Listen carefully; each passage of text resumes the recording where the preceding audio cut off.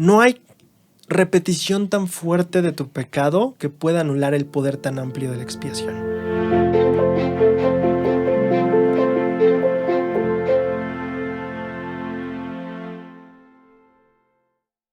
Estimada gente de YouTube, sean bienvenidos a este nuevo episodio en este programa llamado 13 Millas, donde Braulio y yo analizamos los discursos de la Conferencia General. En esta ocasión estaremos analizando el discurso titulado Su naturaleza divina y destino eterno por el elder Dale G. Renald. ¿Sí? Renland, sí. Perfecto. Y antes de analizar el discurso, Braulio nos va a aportar o nos va a leer una de las semillas que mencionaron en uno de los discursos anteriormente que tuvimos también la oportunidad de analizar. En el discurso del elder Uchtdorf de todo corazón, se llama el discurso, Freddy Higuera dejó el siguiente comentario. Estamos tergiversando el significado original de la perfección. La creación humana es perfecta porque fue hecha por el amor de Dios. Es perfecta la obra porque nos hizo con amor. No se juzga el ego del hombre, la maldad, fallos, pecados, etc. Es perfecto el ser humano por su origen. Así tal cual es también aquella pobre muchacha que tocó mal a la percepción de la líder encargada de la obra musical, que fue una historia que conté en el video de que a una amiga mía pues la corrieron del coro por no tocar tan bonito pues para una presentación, ¿no? En la iglesia. Sí. Bueno, que la directora no le gustó. Lo hizo perfectamente porque se efectuó desde su amor. Eso ya es perfecto, pero la directora se fijó en la idea que ella tenía sobre cómo debía tocarse esa melodía. Y ya que la tocada de la muchacha era disonante o fuera de la idea de la directora, entonces la sacó. Lo ideal viene de los parámetros y deseos. La perfección viene del amor. Hay dos cosas que me gustan de esta... Bueno, más bien tal vez una, pero como con dos variantes. Ok. La primera es que nos ayuda a tener una perspectiva en la que debemos valorar justamente lo que hacemos en base a nuestros esfuerzos. Como habíamos visto en el discurso de la salud mental, ¿no? No fijarnos solo en el resultado, sino más bien en el esfuerzo que estás dando y lo que tú estás haciendo para superarte a ti mismo, ¿no? Entonces me gusta que él esté diciendo la perfección, no deberíamos pensarla simplemente en términos de lo que resultó de nuestro esfuerzo, sino en el esfuerzo en sí, ¿no? Claro. Porque creo que muchas veces justamente nuestra percepción de perfección está en los resultados y no en el esfuerzo. Ahora, creo que justamente esto es muy paralelo a un discurso que tiene el presidente Nelson que se llama la inminencia de la perfección o la perfección inminente. No me acuerdo cuál de los dos, ya me confundí, pero es uno de esos dos títulos. Okay. Y en ese discurso el presidente Nelson habla de que hay una perfección celestial o eterna y hay otra perfección que es terrenal, inmortal. Entonces él dice, la perfección celestial no la vas a alcanzar en esta vida, pero sí puedes alcanzar la perfección terrenal. Y él habla de 4 puntos, pero lo que me llamó más la atención de esos 4 puntos que el presidente Nelson menciona en ese discurso es que están muy basados en la idea de te esfuerzas por, ¿no? Te estás esforzando por guardar tus convenios, te esfuerzas por cumplir con etcétera, etcétera. No me acuerdo los 4 parámetros que da, pero es justamente te estás esforzando por esta parte. Y yo siento que eso justamente también se ve muy reflejado en lo que ahora es las entrevistas para el templo, que incluyen mucho esta parte de te estás esforzando por guardar el día de reposo, participar de las reuniones, vivir el evangelio, te estás esforzando por etcétera.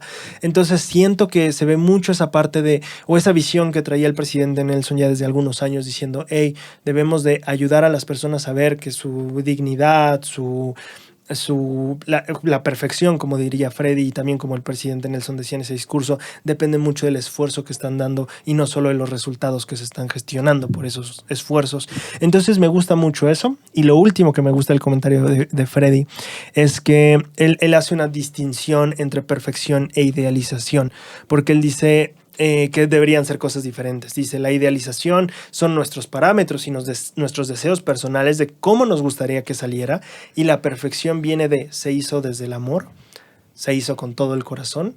Y entonces en ese aspecto vemos que está muy paralelo con lo que el presidente Nelson decía, evaluarnos más no por todo lo que cumplimos, sino todo lo que pongo en lo que cumplo.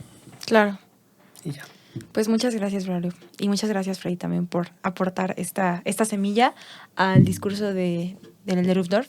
Sinceramente, sí nos fortalece muchísimo y también estamos esperando que durante esta emisión también ustedes nos puedan aportar con una semilla a este discurso. Y entonces vamos a comenzar. El Elder Renland. Según yo es Renlund. Renland. Como Londres, como Londres, Renlund. Okay. Ajá, según yo es así. Renland.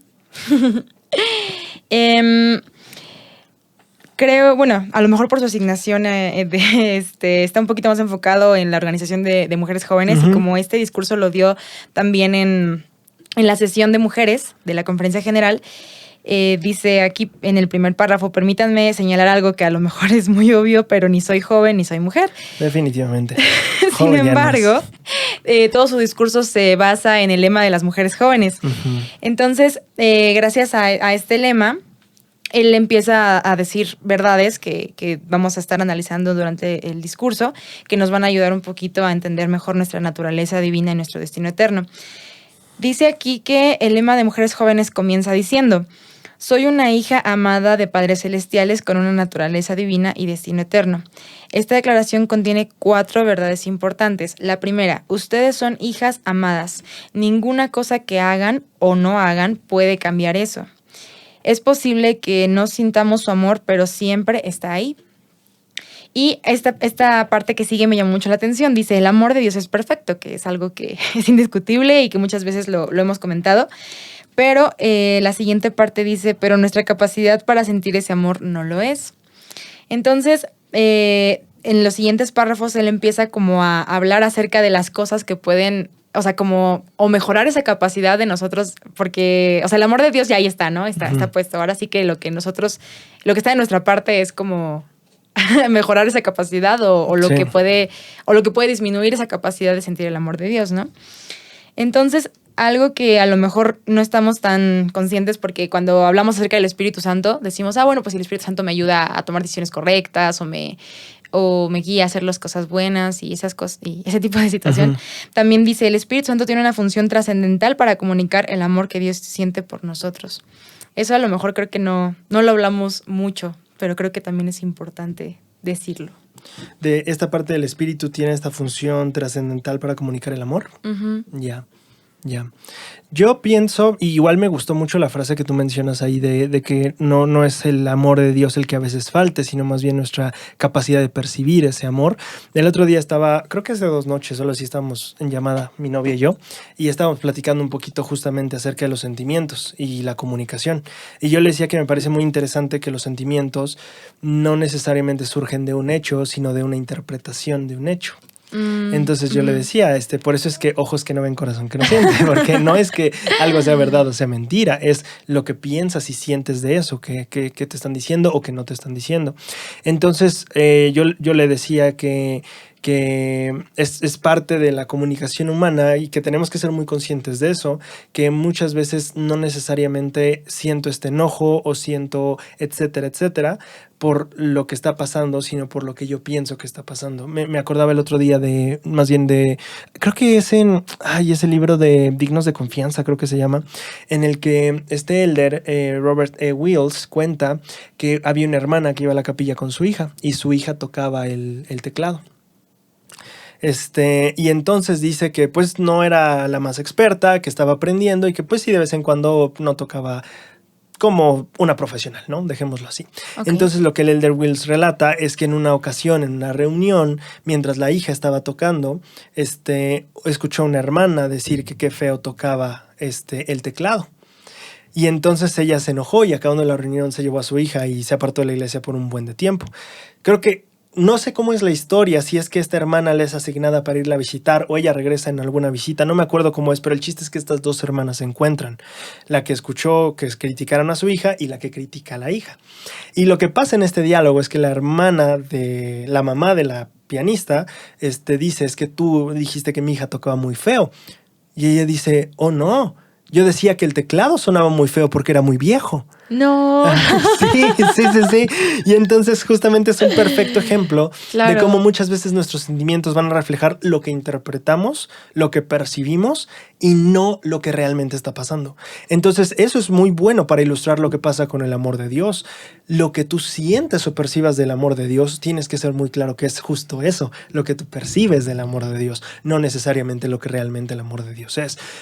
Y creo que con eso ya podemos tener un muy buen punto de partida para decirnos, a ver, es que Dios no me está probando, es que Dios no me está dando paz, es que Dios no me ama, o es tal vez que yo no estoy siendo receptivo o yo no estoy teniendo tal vez la capacidad de sentir ese amor como lo debería. Y que creo que sería muy bueno que revisemos, porque justo ahora el Elder Renlund va a darnos una lista de algunas cosas que probablemente justamente impidan que nosotros podamos sentir ese amor. Exactamente. Aquí dice precisamente que los comportamientos que nos distancian del Espíritu Santo, incluido el pecado, hacen que nos resulte difícil percibir el amor que Dios siente por nosotros. ¿Quieres que lea las otras cosas? Iba a pensar justamente en la lista de atrás. No sé si ok. a mí me agrada mucho la lista de atrás. Sí. Porque dice, léela, sí, por favor. emociones fuertes, Sí, tales como el enojo, el miedo. sí. Es como tratar de paladear o disfrutar el sabor delicado de una uva mientras se come un chile jalapeño. Sí. Depende de si eres de México o de Estados Unidos, porque si aguantas el jalapeño y la uva. Pero saben igual. Ajá, un sabor se sobrepone al otro. Justamente podríamos hacer un ejemplo también de lo mismo. Hay diferentes tipos de sensibilidad en la lengua. Algunos soportan mejor el picante que otros. También tienes que ser consciente de eso. Tal vez tu lengua, en esta parábola, tiene más o menos sensibilidad a ciertas cosas. Creo que lo que aquí me gusta mucho que expresa es que simplemente hay cosas que pueden hacerte sentir que no está ahí, pero eso no refleja lo que realmente pasa, como en el caso del pianito. Claro, sí. De hecho, es chistoso porque solo había, cuando lo leí, me gustó, pero no sé por qué no lo volví a subrayar. Porque se me hace un muy buen ejemplo, sobre todo como yo creo que él es como Estados Unidos. Entonces él como que ha experimentado esa sensación de... pues sí, o sea, el sabor de una uva no tiene nada que ver con un chile jalapeño, ¿no? Entonces ya cuando prueba las dos y dices, pues la uva no sabe a nada porque pues el chile jalapeño aquí me estoy muriendo, ¿no? Y cuando estás enchilado ni te sabe la uva porque te está irritada la lengua. Exactamente, o sea, como que se adormece, ¿no? Sí, Entonces, dice aquí, o sea, precisamente eso es lo que podríamos comparar el chile con las emociones tan fuertes como el enojarse, el miedo. Y que precisamente esas emociones pues van muy ligadas con lo que estaba comentando anteriormente, ¿no? Con lo del pecado y que posteriormente también habla acerca de incluso circunstancias desafiantes, ¿no? Como enfermedades físicas o mentales, entre muchas otras cosas, que precisamente nos pueden, así como la lengua se adormece, también nos puede adormecer esa capacidad de sentir el amor de Dios. Sí, porque de hecho cuando menciona el enojo también no menciona hacia quién. Claro. Que es para mí muy interesante, porque una cosa es estoy enojado con mi papá, pero otra cosa también puede ser estoy enojado conmigo mismo. Y en ese enojo conmigo mismo, en mi propia percepción, tal vez Dios también debería estar enojado conmigo. Sí. Tal vez emociones fuertes como de las que menciona aquí pueden ser también otro rango. Tal vez la decepción también es una de ellas. Puedes sentirte muy decepcionado por tu pareja, por ejemplo, o por un líder de la iglesia, o por cualquier otra circunstancia, y probablemente eso te impida sentir esa parte del amor de Dios, pero también puede ser hacia ti mismo, y sentirte menos, y sentirte decepcionado de ti, y eso también va a impedir ese tipo de cosas. Y de nuevo, el que tú lo estés sintiendo o percibiendo de esa manera no necesariamente es el reflejo de la realidad. Ojos que no ven, corazón que no siente. Ojos que vieron, oídos que oyeron que el pianito no sé qué. A veces no es la realidad. Entonces creo que es para mí muy interesante ver que esto no solo se aplica a lo que podemos sentir hacia otras personas o hacia las situaciones, sino incluso lo que puedes sentir hacia ti mismo. Y la misma autopercepción que tú tienes probablemente es lo que te está impidiendo sentir el amor de otros. Muchas veces pasa en los casos en los que una persona se siente menospreciada o no quiere continuar con su vida, por ejemplo. Hace unos días tuve una amiga justamente quiso salir de casa y quitarse la vida. Y me puse a pensar mucho en esto. Tal vez ella siente, ¿quién se va a preocupar por mí? ¿A quién le interesa lo que me pase? Al final ya no quiero esto, etcétera. Pero yo pensé en cuánto tal vez en este momento no nos percatamos de todo lo que sí importamos para otras personas. Y claro, las otras personas también tienen sus vidas y no es que todos los días nos van a estar llamando y diciendo, oye, quiero verte otra vez, etcétera. Sí. Pero eso no significa que la gente no te valore. También justamente es eso que me llamó mucho la atención reflexionar en estos días. O sea, vi cómo muchas personas se preocuparon por mi amiga y personas que tal vez no es como que le hablen cada semana y a ver cómo está. Mi mejor amigo tal vez tiene semanas que no hablamos y meses que no nos vemos y no sé, para mí sigue siendo mi mejor amigo. Claro. Para mí lo sigue siendo. Pero muchas veces percibimos como que lo que nosotros pensamos es lo que las demás personas piensan. Asumimos que entendemos y que podemos tener la razón en cuanto a este asunto y lamentablemente a veces tomamos decisiones como la hermana que se fue a la capilla por años, que totalmente entiendo el que se sintió muy ofendida, aunque eso no fue lo que pasó. Pero muchas veces tomamos las decisiones en base a lo que creímos que pasó y cuando es con el amor de Dios, justamente eso puede ser muy doloroso porque podemos sentir que Él está molesto con nosotros, que Él no quiere perdonarnos, que Él nos ve como nunca lo suficientemente buenos o nunca nos ha amado como realmente nos gustaría, pero en realidad tal vez esa es justo la interpretación que tú estás imponiendo sobre Dios, así como tal vez las personas que se retiran diciendo nadie me quiere, es como, wow, estás imponiendo esa percepción cuando yo sí te quiero y yo sí me preocupo por ti y si sé que no estás, por supuesto que me va a doler un buen. Entonces siento que muchas veces como que nuestra interpretación decimos, es que Diana esto es lo que piensa de mí y es como, no, sí, tu percepción no necesariamente refleja lo que realmente está ahí y el amor que otros o incluso Dios te tiene. Uh-huh. De hecho, me llama la atención porque ahorita estamos, hablando acerca del amor o cariño que sentimos aquí como entre nosotros, ¿no? Uh-huh. Como los hijos de Dios. Y eso que es un amor, por tu que imperfecto y a veces también es bien intencionado, pero también se malinterpretan muchas cosas y pues por eso mismo a veces no lo llegamos a sentir, pero al final de cuentas físicamente podríamos decir que no estamos tan distanciados y pues comparamos con Dios que literalmente no lo vemos, ¿no? Entonces, o sea, nuestros sentidos terrenales no nos ayudan tanto en ese sentido, ¿no? Es como... nos tenemos que guiar completamente con la guía del Espíritu de que tienes que saber por medio del Espíritu que Dios te ama, o sea, y de ahí te tienes que agarrar. Entonces, nos tenemos que valer como de sentidos espirituales, por así decirlo, para entender el amor de Dios, incluso independiente de nuestras circunstancias difíciles, ¿no? Sí. Entonces, igual como nos hace una pregunta al final de esta... como reflexión, que dice, mi amor por Dios es constante o lo amo cuando tengo días buenos, pero no tanto cuando tengo días malos. Uh-huh. Y también me puse a pensar que puede ser al revés, ¿no? A lo mejor también cuando tengo días buenos ni me acuerdo que Dios me ama o que existe o que es importante para mí. Y cuando tengo días malos, ahí sí me acuerdo de que, ay Dios, ¿y dónde está tu amor? Uh-huh. ¿Dónde está lo que necesito de ti? Porque yo, si se supone que me amas, como en las otras veces que hemos visto, ¿no? Como el discurso del elder Christopherson.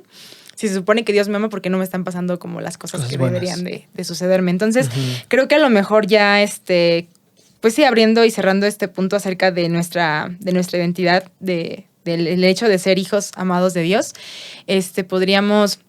Pues sí, o sea, como cuando estemos conscientes de que estamos en estas situaciones de enojo, de ira, de tristeza, o de también, o sea, por un lado de no sentirnos merecedores del amor de Dios y por otro lado sentir que lo merecemos tanto y que no nos está dando lo que debería. Lo que debería darnos, o sea, en cualquiera de los dos extremos, como poner un alto, un espacio y volver a reflexionar un poquito en esto y sentir como el espíritu para volver a esa capacidad, ¿no? Del amor.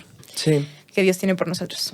Porque al final de cuentas me gusta mucho que dices, tenemos que, en el amor de Dios tenemos que prácticamente recargarnos 100% en las cuestiones espirituales, no tanto en las físicas.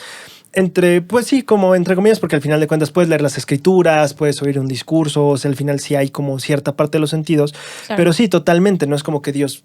O sea, lo voy a abrazar ahorita o me va a dar un beso, o etcétera, ¿no? O sea, físicamente ese contacto no existe o no pasa.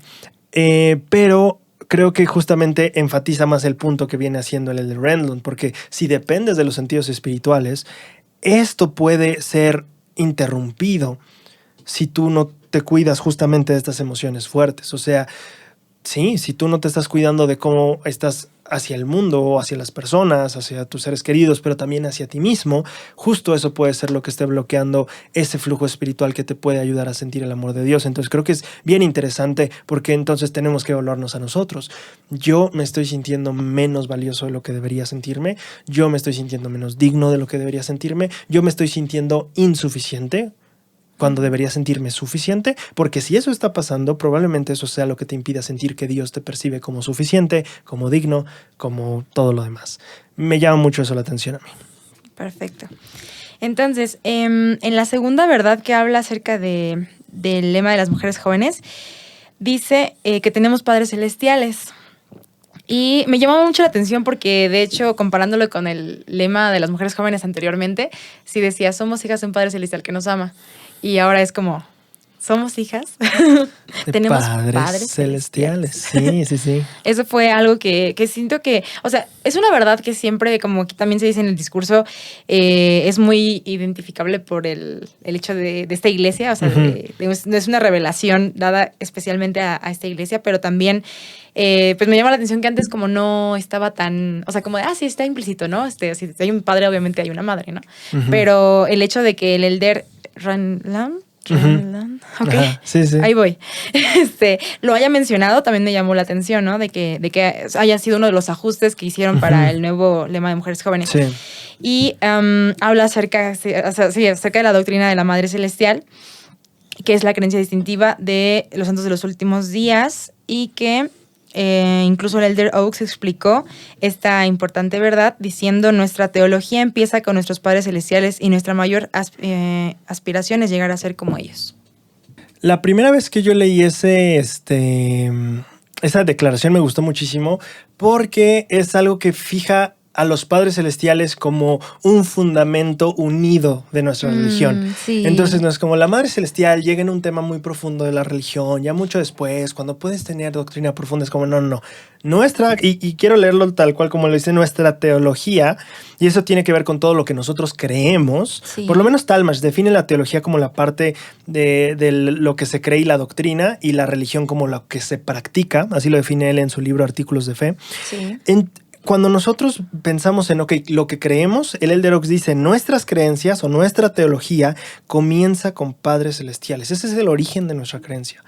Y es bien interesante verlo así, porque muchas veces ponemos el tema como, no, ese tema no se toca, ese tema no se... Está prohibido. Y es como de, no, nuestra creencia empieza con eso, nuestra teología comienza con ese cimiento. Ambos, padre y madre juntos, ese es el cimiento de toda nuestra creencia. Entonces, me encanta que es como, el Elder Oaks dice, es el comienzo de nuestra teología, es el comienzo de nuestras creencias, etc. Y me encanta que lo pone en ese punto. Exactamente. Y algo que también creo que va muy de la mano es que en el párrafo siguiente habla acerca de... Sí, o sea, aunque sea con lo que empieza, con lo que comienza nuestra teología, dice que también no hay tanta información, ¿no? O tanta revelación en cuanto a ese tema de la Madre Celestial. Sí. Y dice incluso que si nosotros buscamos en la aplicación de la Biblioteca del Evangelio acerca del tema de la Madre Celestial, dice aquí sabrán todo lo que yo sé respecto al tema. Eso también me pareció bastante interesante porque no es como información, como dices, que nos han estado como ocultando y como solamente algunas personas saben. Sí. Y muy, no sé, sí, muy limitada, ¿no? Sino que realmente también, o sea, de alguna forma creo que es cuestión de entender y comprender que las cosas necesarias para nuestra salvación pues se nos han dado y las cosas que necesitemos personalmente pues se nos darán también conforme a nuestra obediencia y a lo que estemos preparados para recibir, ¿no? Sí. Entonces, dice aquí también algo que es muy importante. Dice, es posible que ustedes sigan teniendo preguntas y quieran hallar más respuestas respecto a ese tema o yo creo que también cualquier otro, ¿no? Uh-huh. Pero dice, el procurar más entendimiento es una parte importante de nuestro desarrollo espiritual. Pero por favor, sean prudentes. La razón no puede reemplazar la revelación. Súper. Yo tengo dos comentarios aquí. El primero es sobre el ensayo del Evangelio. Aquí, por ejemplo, justo en el inicio de ese párrafo 6, él aclara, lo que sabemos está resumido en ese ensayo. Entonces, si bien es cierto que puede ser una buena concentración de todo lo que sabemos, no necesariamente eso es todo lo que sabemos, porque de hecho eso debería de ser como una enciclopedia de temas del Evangelio, y ahí sí, estos son ensayos. Claro. Esos son como algunas opiniones formuladas, aprobadas por la iglesia. Pues eso es un ensayo, ¿no? Entonces creo que, por ejemplo, justo ahorita tú y yo estábamos revisando las fuentes, y una de las fuentes de ese ensayo es Enciclopedia del Mormonismo de hace, ¿qué era? ¿Del 98? Algo así, ¿no? No me acuerdo, hace algunos años. Sí. Pero justo, o sea, para las personas que quieran saber del tema, es una muy buena introducción el leerse el ensayo en la página de la iglesia, pero aparte de ahí, váyanse a las fuentes, váyanse a los pies de página y también busquen más del tema. Hay veces en que tal vez justamente el ensayo traía una historia, pero no trae toda la cita completa de esa historia o de esa declaración. Entonces creo que justamente conforme vamos estudiando más, se puede ampliar el conocimiento, ¿no? Creo que mi comentario aquí es, si bien es cierto que el ensayo engloba todo lo que sabemos, no necesariamente eso es todo a detalle, porque es un resumen al final de cuentas. Eso como primer comentario.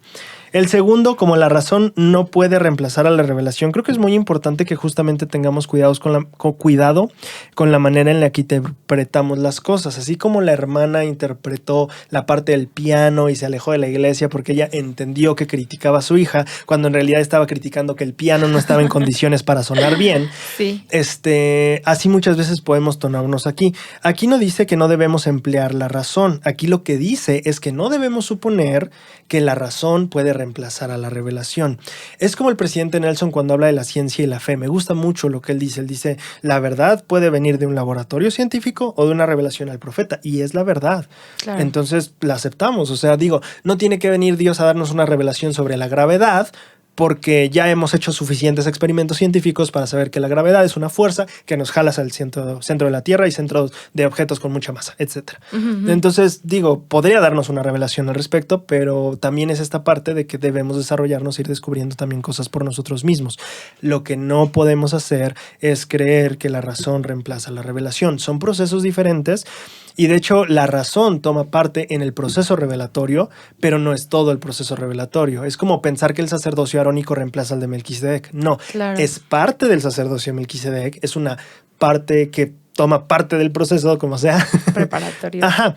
Pero no es el final. Entonces creo que la razón, tanto en la parte científica como en la parte revelatoria, es importante. El Señor dice, estúdialo primero en tu mente. Entonces el Señor no está... Aquí el elder Rendon, que hay que tener cuidado, ese es mi punto. No hay que creer que él dice, hey, no razones al respecto.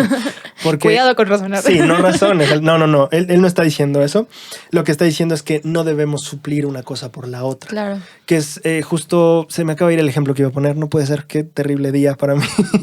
Algo estaba diciendo justo. Claro, estúdialo en tu mente, ¿no? El Señor dice, estúdialo en tu mente y me preguntas. Y entonces ahora sí, revelación. El razonar, el meditar, el analizar en tu mente es parte del proceso, pero no puedes pensar que reemplaza el proceso entero. Claro. Entonces creo que esto es muy importante. Aguas con eso. El razonamiento sí es parte del proceso de revelación, pero no es la revelación. Entonces creo que eso es lo que tiene que quedar muy, muy claro. Sí. Que de hecho, siento que el elder Oaks también lo ha explicado muy bien hace 4 conferencias generales. Él citó al elder Christofferson y al elder Anderson, y de hecho también está publicado oficialmente en la página de la iglesia. Y él dijo, no todo lo que dice una autoridad general se considera doctrina. Generalmente se entiende cuando una persona dijo una cosa solo una vez, generalmente se asume en la iglesia que es su opinión. Y dice el elder Oaks, y aunque bien pensada, no refleja lo que la iglesia como doctrina enseña. Entonces creo que esa es la clave de ahorita. El elder Oaks dice, aunque esté muy bien pensada la opinión de este líder, aunque esté muy bien pensada esta enseñanza. Y es justamente eso, está muy bien razonada. Pero eso no significa que sea revelación. Aguas con eso. Entonces esto es lo que el elder Rendon está diciendo. Cuidado con que a la hora de razonar pienses que eso es revelación. No, es parte, pero no lo reemplaza. Exacto. Me gusta mucho, creo que es muy claro, exactamente como lo acabas de explicar. Sí. Igual me llama la atención que dentro del artículo, no es el artículo, no, es justamente la parte de la biblioteca del Evangelio donde habla acerca de la Madre Celestial. Dice que aunque no hay registros de una revelación oficial de José Smith sobre esta doctrina, algunas de las primeras mujeres santos de los últimos días indicaron que él les enseñó personalmente acerca de una Madre Celestial. Sí. Me gusta porque, siento que el libro en general de Doctrina y Convenios es muy como de tengo dudas, le pregunto a Dios, Dios nos da una revelación al respecto, ¿no? Sí, sí. Pero sí, o sea, no es como de que en esta sección de Doctrina y Convenios hablamos acerca de la Madre Celestial, ¡pum!, se abre, ¿no? Sino que es como justo cuando el profeta fallece que muchas mujeres empezaron a hablar acerca de ese tema, ¿no? Y también me llama la atención que incluso fue en una situación muy particular, que aquí dice, como ya entrando en el link, dice Sina Dianta, no sé, su nombre está muy raro. Su apellido, pero Sina. Mencionó que cuando su madre falleció en 1839, José Smith la consoló al decirle que en el cielo ella vería a su propia madre de nuevo y llegaría a conocer a su madre eterna. Entonces, como que ese tipo de flachazos, por así decirlo, fueron lo que fueron como construyendo el concepto de Madre Celestial, ¿no? Y que incluso también al final de este artículo, no sé, de este tema, también nos lleva al himno de Oh mi Padre, que como que por... ahora sí que en ese sentido, sí, por razonamiento lógico, dices, la verdad eterna muestra madre ahí también allá, ¿no? Si hay un papá, ¿por qué no habría una madre celestial? Y esa es la parte de la razón. Exactamente. No necesariamente. Y después de la razón ya viene la revelación. Sí. Entonces, sí, a mí también me gustó mucho esa parte porque sí, ahora sí que aquí está como escrito, incluso también él dice que en eso como nos basamos para entender un poquito sobre ese tema, pero también, también habla en el siguiente párrafo acerca de ser cuidadosos con la especulación. Sí. Y dice que eso no conducirá a más conocimiento espiritual. Sí, y que incluso puede conducirnos al engaño o desviar nuestra atención de lo que verdaderamente, de lo que se ha revelado.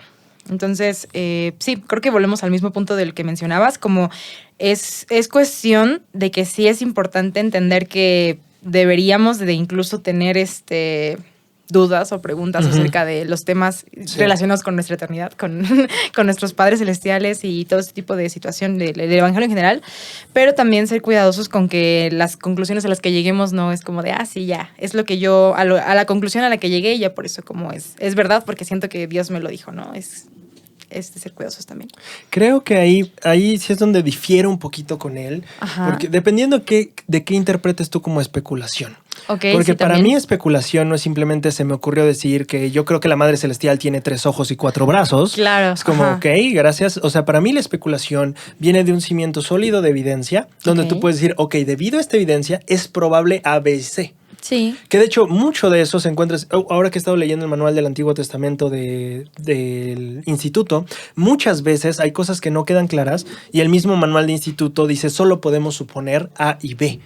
O la mayoría de personas suponemos B, pero al final no podemos decir. Entonces nos quedamos en una probable razón, una probable explicación, pero que no con algunos fundamentos, pero... Sí, exacto, pero tiene su fundamento. Decimos, ok, debido a que Jacob hizo esto, debido a que esta escritura dice esto y debido a que el Señor dijo esto en Doctrina y Convenios, podremos especular o suponer que esto es, ¿no? Pero no hay algo que pueda confirmarlo, porque también puede haber otras 2 o 3 interpretaciones con estos mismos hechos. Claro. Entonces, para mí, el proceso de especulación es más bien un proceso de, como cuando hacemos una investigación, esta hipótesis de decir, ok, de acuerdo a lo que tengo, mi suposición es esta. Ahora, no voy a decir que eso es la realidad. Soy muy consciente de que eso es lo que de acuerdo a los hechos creo que puede ser una verdad, pero que me va a tocar estudiar más. Por ejemplo, y yo estoy muy a favor de que tengamos esta parte de especular, hacer una hipótesis al respecto, porque muchos de mis aprendizajes han venido así. Por ejemplo, a mí fue interesantísimo descubrir que Dios tenía un cuerpo de carne y hueso. Sí. Yo estaba estudiando mis escrituras y de repente dije, oye, pues si esta escritura dice esto y esta escritura dice, o sea, tiene sentido que Dios tenga un cuerpo. Y yo me lo quedé así para mí, ¿no? Yo me lo guardé siendo hombre joven, yo estaba fascinado con el tema y me acuerdo que una vez platicando con el obispo, él dijo, entonces Dios tiene un cuerpo. Y yo dije, sí tiene un cuerpo, ¿verdad? Y como así, le dije, lo sabía. Claro, sí, entonces, sí.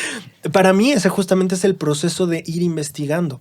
Entonces, justamente te digo, no sé cómo él haya o cómo él sea la... De hecho, ahí fallé yo porque quería buscar la palabra en inglés. Sí. Bueno, en inglés. Sí, quería ver cuál era exactamente la connotación en inglés. Pero para mí, la especulación siempre y cuando seas muy consciente de que es eso y de que no puede suplir y reemplazar a la revelación o los hechos, Claro. creo que es muy sano porque es justamente lo que te lleva a investigar más. Por ejemplo, Sí. para mí sería como, oye, si Dios tiene un cuerpo de carne y hueso, tendríamos que encontrar una escritura que hable de los seres celestiales teniendo carne y hueso. Y entonces empieza justo con la especulación de que Dios tiene un cuerpo de carne y hueso, en mi punto donde yo no lo sabía, fue que entonces, no sé, pude haber llegado a la escritura donde Jesucristo dice, vean que yo tengo carne y hueso, no como un espíritu que no lo tiene. Y entonces decir, Jesucristo como un ser celestial tiene carne y hueso, entonces tiene sentido. Y sabes, y de nuevo, justamente esos serían los pases de especulación, razón, especulación, encontrar más escrituras y la investigación. Y al final decir como, pues la revelación dice, y es como, ok, entonces ya ahora sí ya podemos decirlo si es así. Claro. Entonces yo siento que ahí tal vez solamente diferiría un poquito con él en ese respecto porque siento que la parte de investigar incluye el decir, ¿será así o será de esta otra manera? Sí. Siempre y cuando seas muy consciente de que no puedes dar eso por hecho, claro. por más que esté muy bien pensado, creo que tiene su lugar en el proceso de aprendizaje. Sí, yo creo que sí nos hubiera ayudado mucho a entender a lo mejor la palabra en inglés, porque la palabra en español de especulación sí la había yo encontrado y o sea, me da lógica con lo que estás comentando, porque dice meditar o pensar con profundidad en términos puramente teóricos sin ánimo de aplicación en la práctica. O sea, como por conocimiento, como de, ok, pues yo quiero saber esto. Sí, teóricamente. Y ya, como... Sí. No, en realidad no afecta precisamente a algo que vaya a hacer en el futuro, pero pues por el conocimiento, ¿no? Y que justamente creo que es un tema muy importante el que traes, porque mucha gente dice, eso no es importante para nuestra salvación, y es como otra vez esa respuesta. ¿Sabes qué escuché el otro día? Hay un Jim Bennett, que es nieto de David O'Mackey, el que fue profeta. Ajá. Él en un podcast le están preguntando sobre justamente el aprendizaje, las preguntas difíciles, y él dice... Y lo cito porque es la única fuente que sé de esta información, pero él dice que el Elder Ballard recientemente en una charla con directores o con personas del CI, de maestros, y él les dijo, se acabaron los tiempos en los que un joven podía venir con una pregunta difícil y nosotros le podíamos decir, eso no es importante para tu salvación. Claro. Esos días ya se acabaron. Sí. Sí, porque es la pregunta de, yo sé, pero de todas maneras quiero saber. Es como cuando los niños chiquitos, mamá, ¿por qué el cielo es azul? Cállate, es azul y ya. Y justamente matas la curiosidad. Sí. O sea, matas la curiosidad y es como justo como tú venías diciendo, doctrina y convenios es preguntas y respuestas. Es Dios, tengo una duda. Y justamente cuando llegaste que estaba yo buscando este ejemplo, me acordé de que me parece muy interesante justo esto de no es importante para tu salvación. Porque justamente en Doctrina y Convenio 7 viene esta parte en la que José Smith recibe una revelación que aclara si Juan el Amado es trasladado, si se queda vivo, si qué es lo que pasa con él. Que justamente yo podría responderte, no es necesario para tu salvación. Es cuestión de Juan, ¿no? Sí, ¿qué te importa a ti? Tú preocúpate por la tuya. Pero justamente creo que José Smith nos deja un excelente ejemplo de cómo tratar con estas preguntas que son difíciles y que no son necesarias para nuestra salvación, porque si Juan estuvo aquí o se fue, no me afecta a mí. En Revelaciones en Contexto, en la página 18, dice, mientras Oliver Cowdery continuó siendo testigo de José Smith, en algún momento, ese mismo mes, 2 hombres hablaron sobre el destino del apóstol Juan, un tema de interés en aquel entonces. No un tema doctrinal que enseñaba José Smith, un tema de interés de la gente en ese entonces. En la historia de José Smith se registra que ambos hermanos diferían en sus opiniones y que acordaron mutuamente aclararlo en el Urim y Tumim. La respuesta se recibió en una visión de un pergamino que José Smith tradujo, que actualmente se encuentra en Doctrina y Convenio 7. Entonces, me encanta esta parte porque en ese momento las personas... estaban en este tema que no era necesario para su salvación, pero que estaban como, oye, no, Juan el Amado fue trasladado. No, Juan el Amado se quedó porque iba, pero su cuerpo se transfiguró, solo se volvió inmortal. No, pero y es como, no es necesario para tu salvación, pero de todas maneras es un tema que causa esta curiosidad y esta intriga, ¿no? Y entonces me llama mucho la atención porque aquí está la revelación.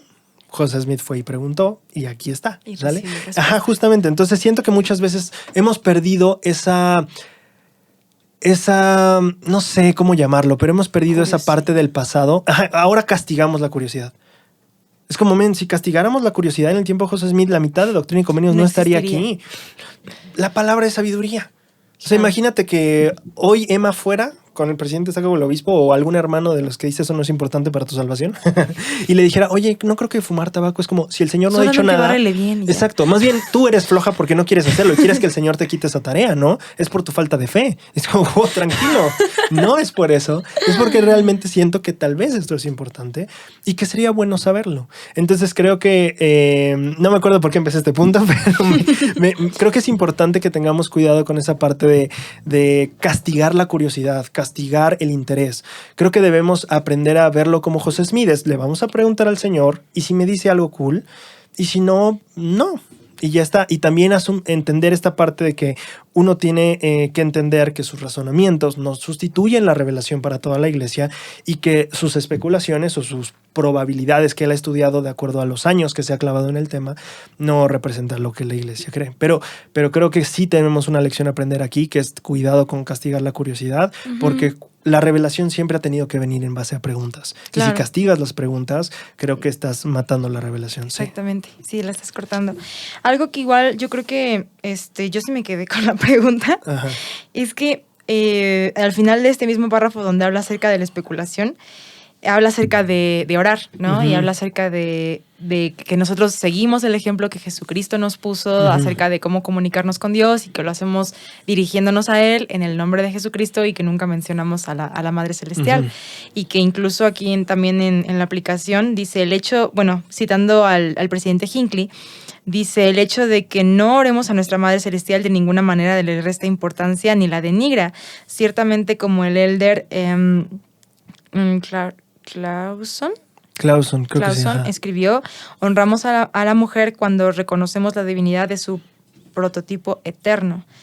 Y pues bueno, yo digo, ok, o sea, está el ejemplo, no se hace, está bien, yo lo respeto, pero de alguna forma como que sí me quedé pensando, pero entonces, ¿cómo nos comunicamos con ella, no? O sea, si tenemos como esa relación con Dios, ¿por qué no podemos como desarrollarla también con nuestra Madre Celestial, no?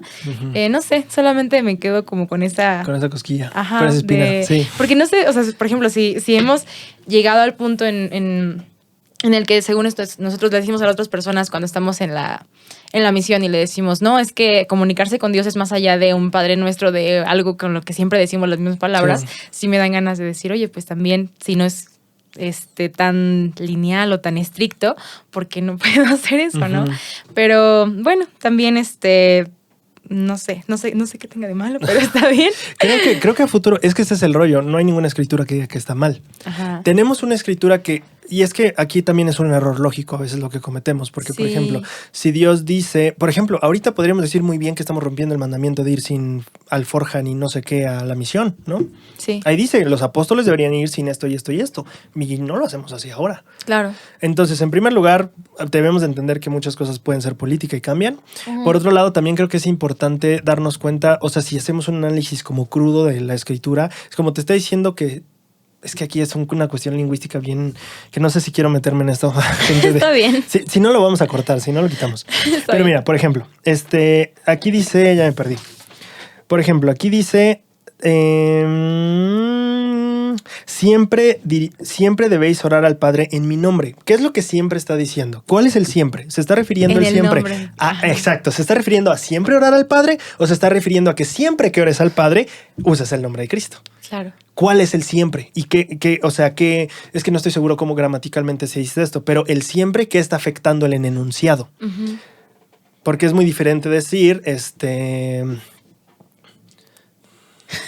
estoy pensando en cómo poner un ejemplo muy, muy preciso para ayudar, pero creo que tú ya entendiste mi punto, ¿no? O sea, tienes que decir a qué se refiere con el siempre. Por ejemplo, en lógica, a mí me enseñaron en la prepa, que es muy importante esta parte, que A siempre sea B no quiere decir que B siempre sea A. ¿Qué quiere decir? Que yo siempre uso el metro para ir a la escuela. Sin embargo, eso no significa que siempre que use el metro voy a la escuela. Entonces, si bien es cierto que cuando voy a la escuela siempre uso el metro, ese enunciado que dice siempre uso el metro para ir a la escuela no quiere decir que cuando use el metro siempre vaya a la escuela. Y es justamente lo que pasa en este enunciado. Siempre oraréis al Padre en mi nombre. ¿Cuál es el siempre? el orar al Padre o el usar su nombre cuando ores al Padre. Entonces siento que ahí también es un problema lógico que de repente, justamente porque ya lo creemos de una manera, no estamos abiertos a ver todas las posibilidades en las que puede interpretarse lingüísticamente ese pasaje, ¿no? Que es como de, oye, no sé si lingüísticamente fue la mejor palabra ocupada aquí, pero gramaticalmente tienes que definir a dónde, qué está afectando el siempre. Si siempre orar al Padre o siempre que ores al Padre, hacerlo en el nombre de Cristo. Entonces siento que es uno de esos temas en donde justamente no hay una escritura que pueda decir que está mal. Creo que justamente como política de la iglesia, como práctica actual de la iglesia, es lo que hacemos. Así como las mujeres no podían ser testigos, y yo te digo hoy que tenía de malo. No hay nada de malo que le vea yo, pero es el momento en el que estamos y es el cómo lo enseñamos ahora o cómo lo practicamos ahora. Entonces siento que eso es como también tenerlo en cuenta. Ok. Me gusta. Fin. Gracias. Adelante. ¿Quieres hablar algo más acerca de la segunda verdad o me voy a la tercera verdad? Es que no quiero hacerlo esto tan polémico, pero... No, sí, solamente por mantener el registro como un poco lo más adecuado.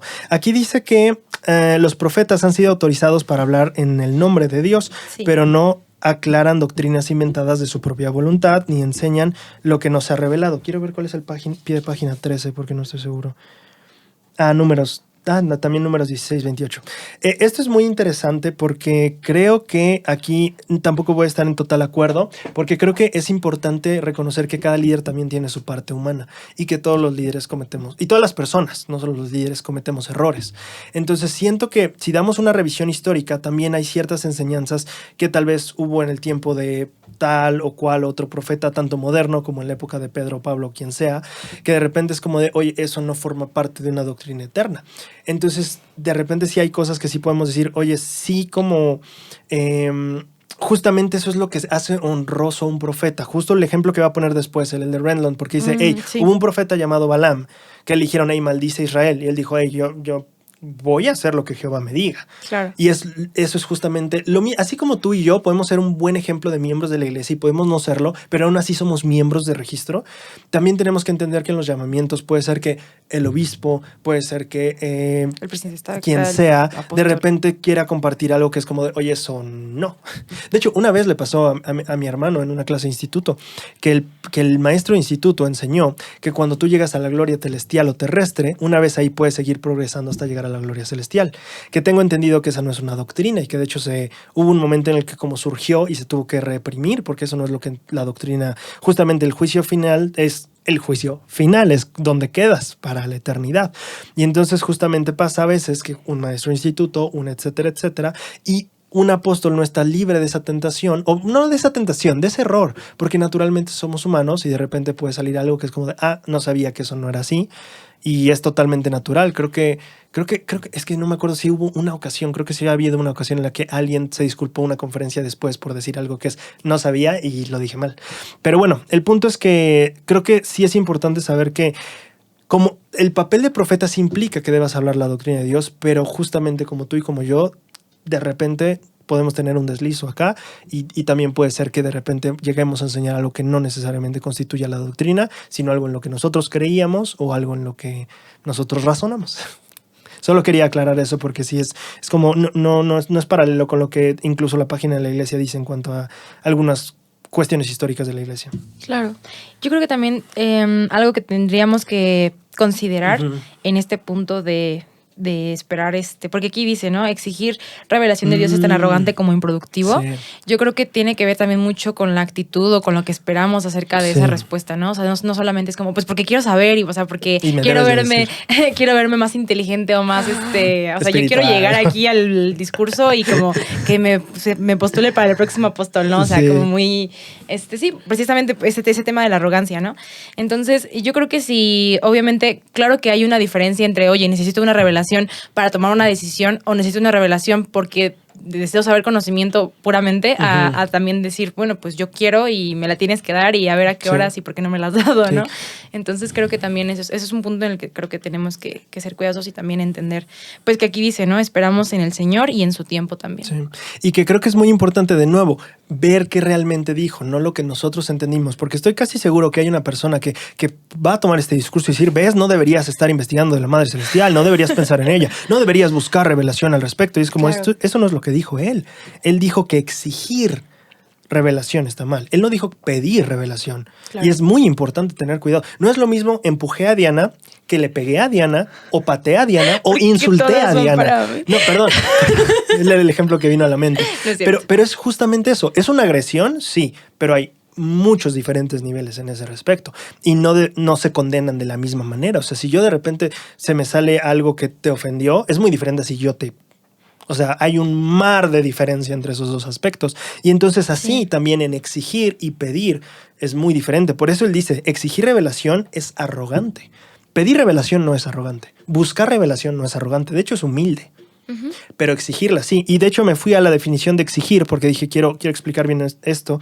Y dice el diccionario que es cuando tú pides de manera imperiosa. Es decir, yo estoy arriba de ti y tú me tienes que cumplir a mí. Okay. Eso es exigir. Claro. Y la diferencia la podemos pensar en un ejemplo muy casual cuando, no sé, si tú eres mamá y llevas a tu niño a tu parque, al parque, y la mamá con su propio parque. Bueno, al parque llevas... multimillonaria. Ajá. Cuando llevas al niño al parque, es diferente que el niño te pida que le compres algo a que te exija que le compres algo. Claro. Es como, wow, sí hay una diferencia ahí. Y Como claro que voy a responder diferente como mamá. Decir, oye, chamaco, tú engreído. ¿Quién te crees? O decir, ahorita no, hijo. O decir, sí, de una vez te la compro. Hay una gran diferencia entre pedir y exigir y creo que eso también es muy, muy, muy importante que tomemos en cuenta en este discurso. El Elder Renlund no está diciendo que no puedes razonar o meditar o estudiar el tema. Está diciendo que no debes pensar que tu razonamiento suple la revelación de la iglesia. También está diciendo que no puedes exigir, pero eso no significa que no puedes pedir revelación al respecto. O inspiración o conocimiento. Entonces siento que es cosas que tenemos que tomar en cuenta porque creo que muchas personas pudieron haberlo tomado tanto para bien o como para mal. Decir como, ves, tú debes de dejar de buscar estos temas. Sí. Y otras personas pudieron sentirse heridos como decir como, oye, suprimieron justamente el papel femenino de la divinidad. Y no es lo que pasó en ninguno de los dos casos. Ni se suprimió el papel de la mujer en la divinidad en este aspecto, ni tampoco se dio como una instrucción de no pueden estudiar el tema y no deberían estar preguntándose al respecto. Como no, ninguna de esas dos cosas se dio. Y creo que es muy importante que eso quede claro porque a veces interpretamos lo que nos gustó escuchar, o lo que creímos en escuchar, ¿no? Sí, yo también creo lo mismo.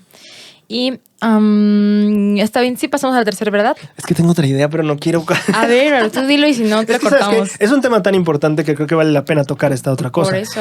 ¿Y cuándo lo vamos a volver a tocar? Sí, es cierto, nunca. Por ejemplo, por el contrario, esperamos que el Señor en su tiempo, que tú venías diciendo esto, cuando Él revele sus verdades a través de los medios que Él ha establecido. Y Él tiene un pie de página que es Doctrina y Convenios. Ay, no me acuerdo cuál, pero es cuando Oliver Cowdery le dice a José Smith, oye José, aquí en esta revelación que tú diste, hay esto que puede usarse para ocuparse como supercherías sacerdotales y deberíamos quitarlo y te reprendo porque eso no debería estar ahí. Y José Smith le respondió, ¿quién eres tú para reprender lo que Dios reveló, no? Y entonces después de que ya se contentan, porque hay ahí como un pequeño... No, de hecho, porque la familia Whitmer se pone del lado de Oliver Cowdery y es todo un relajo. José Smith está bien preocupado porque en ese tiempo pues era la iglesia bien chiquita, entonces eran como... la familia Whitmer y Oliver Cowdery eran como la mitad de la iglesia. Entonces, bueno, no sé si la mitad, pero sí era como un buen número. Era importante. Considerable. Entonces, cuando José Smith va y ya arreglan las cosas, justamente recibe esta revelación. Es que hubo 2 veces que pasó esto, entonces ya no sé si confundí la primera con la segunda. Es que hubo una segunda vez, lo de la piedra vidente. No, fue lo de la piedra vidente, entonces. Ajá. Es que hay 2 veces que Oliver Cowdery y la familia Whitmer como que se van, porque la otra es cuando hay una piedra vidente con Hiram Page y entonces empiezan, no sé cuál de esas 2, pero en 2 de esas ocasiones pasó y el Señor básicamente dijo lo mismo. Okay. Pero básicamente lo que dice la revelación que el Elder Renlund está citando aquí es esta parte de, hey, ten cuidado porque no te toca mandarle al que te es por cabeza, ¿no? Entonces hay una línea de autoridad aquí. Claro. Y hay que seguirla, hay que respetarla, exacto. Entonces, definitivamente creo que esto también es muy importante porque si ahorita estamos diciendo, hey, por supuesto que puedes reflexionar, por supuesto que puedes estudiar y por supuesto que puedes preguntarle a Dios sobre el tema. Es muy importante saber que si tú percibes que Dios te ha revelado algo al respecto, tienes que tener también en cuenta que debe de venir por los canales establecidos para que pueda uno enseñarlo públicamente y de manera oficial. Un ejemplo muy bueno de eso es el mundo de los espíritus. Claro. En el libro de Principios del Evangelio, que ya se descontinuó, pero venía la historia de un hermano, de un apóstol en el tiempo de Brigham Young, me parece, que tiene una visión del mundo de los espíritus y te explica, no, que había esto, que aquello, y eso está en el manual, enseñando que así es el mundo de los espíritus. Sin embargo, se canonizó hasta muchos años después el asunto que tenemos ahorita del mundo de los espíritus, la última sección 138 de Doctrina y Convenios, cuando el profeta lo recibe. Y entonces lo presenta el profeta ante los 12 apóstoles, lo aprueban unánimemente y después lo presentan a la iglesia y se aprueba unánimemente. Y ahí es una doctrina oficial de la iglesia. Pero es muy interesante que muchos años antes, creo que fueron como 50 o 90 años antes, este hermano había tenido esta revelación, este apóstol había tenido esta revelación de cómo era allá.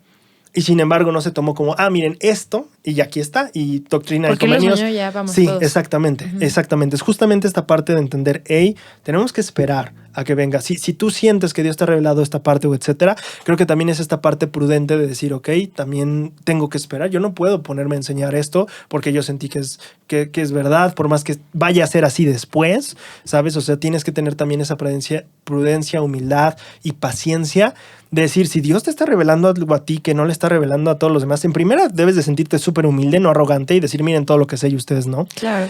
En segunda, debes de tener justo ese respeto de que si Dios te dio la confianza de decírtelo a ti, pues creo que pues justamente se guarda un poquito eso, ¿no? O sea, como... Sí, no es como que te engrandeces con eso. No se ocupan las revelaciones de Dios para engrandecerse a uno mismo. Entonces, creo que esto es un punto también que es con el que él cierra diciendo, tienes que esperar a que venga por los canales oficiales, no te me vayas a alocar, cuidado. No te me vayas a caer del banquito. Sí, no, es que sí, hay que tener cuidado con eso. Ok, muchas gracias, Braulio. Igual, aquí como dice, como tercera verdad, regresando al lema de mujeres jóvenes, dice que tenemos una naturaleza divina. Y dice que esto es inherente a nuestra identidad, o sea, va pegado, ¿no? Va de la mano. Es como ahora sí que es por el hecho, ¿no? De ser hijas de ser hijas e hijos de Dios, pero en este caso hablo de hijas porque pues, es del lema de mujeres jóvenes, ¿no? Y dice que es incluso genético y que es heredado por nuestros padres celestiales, que no requiere ningún esfuerzo de nuestra parte el hecho de que tengamos esa naturaleza. Pero, bueno, no sé si brincamos una vez al destino, porque como que siento que van pegados, pero no sé si tienes algo al respecto que decir. Yo no tengo nada. Porque, o sea, como que la naturaleza es algo como de, por así decirlo, siento yo como la luz de Cristo, como ahí la tienen todos, pero el destino eterno ya es algo que va muy de la mano con nuestras decisiones, con lo que nosotros estemos dispuestos a hacer en esta tierra. Entonces, creo que esas serían, en teoría, las 4 verdades eternas que están implícitas en el lema Mujeres Jóvenes. Lo que a mí me gusta nada más antes de pasar al siguiente párrafo, ahí por el párrafo 13 creo que, o salvo que tengas algo antes, pero a mí me gusta en ese mismo párrafo 10, en la penúltima frase, dice, no podemos crear nuestra propia senda y esperar los resultados prometidos por Dios. Que muchas veces eso, yo veo que a mí me pasa mucho cuando quiero comprar algo o hacer algo, digo, pues si lo construyo yo aquí en mi casa, y digo, puede pasar y te puede salir muy bien, pero también puede que no. Y puede que acabes gastando en materiales, gastando en tiempo y al final lo acabes comprando porque no te salió lo que ibas a hacer. A mí me pasa que de repente te quieres ahorrar y decir, yo puedo hacerlo por mí mismo. Y es como, no. Y entonces en cuestiones eternas principalmente esto no funciona así. Tenemos que entender que si hay promesas de Dios, esas promesas, por así decirlo, tienen términos y condiciones y no te puedes brincar esas cosas. O sea, no hay manera en la que tú crees tu propia senda, tu propio camino, tu propio rollo y adquieras lo mismo que que viene aquí. O sea, no se puede hacer. Claro. A mí también me llama la atención porque, bueno, yo recuerdo que cuando en literatura se nos hablaba acerca de las, no sé, tragedias o del teatro en general. Cuando hablan, sí, más que nada como hablaban de leyendas, no sé. No es cierto, no era leyendas, era otro género en el que hablaban acerca de un destino.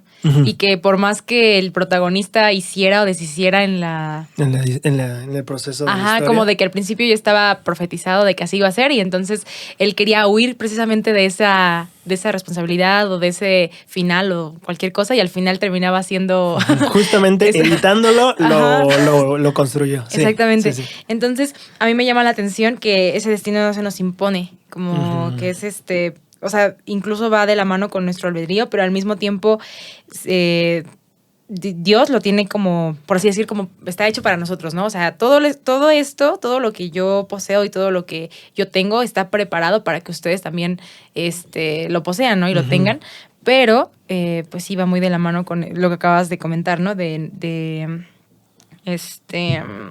Pues sí, de que depende de nuestras decisiones, ¿no? Y me gusta como igual con el ejemplo que dijiste, o sea, por ejemplo, es erróneo pensar que podemos tocar una estufa caliente y decidir no quemarnos. Sí. ¿No? Entonces, creo que es muy claro con este tipo de ejemplos. También habla acerca de que, bueno, yo no sabía creo que él es médico o Ajá, tenía cardiólogo. algo que ver con la medicina, Sí. porque habla acerca de también cuando nosotros como pacientes estamos esperando pues no quiero tomar tantos medicamentos o no quiero seguir las instrucciones del médico, pero quiero los resultados que me traen, como el hecho de seguir todas estas indicaciones. Entonces, es muy lógico pensar así, pero muchas veces así nos pasa. Sí, justamente nos pasa a creer que sabemos más que el nutriólogo, o más que el doctor, o más que ella es como de, no, señor, ya siéntese. Sí, entonces, igual, o sea, nos pasa espiritualmente hablando como, pues, creemos que somos más que el profeta, más que, o sea, pues si no leo las escrituras no pasa nada, así de, yo no pasa nada así, o sea, pero quiero el atajo de, pues sí quiero la vida eterna, pero pues no quiero pasar por ese sufrimiento, por ese sacrificio, por todas las demás cosas que las personas sí pasaron para obtener su vida eterna. Queremos la vida eterna en descuento. O a 2 por 1. Ándale. Yo tengo hasta el 13. Sí, hasta el 13 vamos. Ok. Creo que justamente yo solo lo subrayé porque justamente enfatizaba el punto que yo quería decir. O sea, el Elder Rendon no decía que no buscaras revelación sobre ciertos temas, sino que no le exigieras, que eso es justamente propasarte ya con Dios. Y justamente dice el mismo lema de las mutuales: busco revelación personal y actúo de conformidad con ella. El presidente Hinckley, que tú leías hace rato, decía sobre el mismo tema de la Madre Celestial, como cuando reconocemos a la Madre Celestial, honramos a todas las mujeres aquí en la tierra. Entonces siento que justamente para cuando queremos echar a un lado el tema de la Madre Celestial es como, oye, pues eso también es de deshonra femenina hacia todas nuestras contrapartes femeninas aquí en la tierra, como diciéndoles, cuando seamos dioses ustedes no importan, ¿no? Que, o sea, así no funciona esto.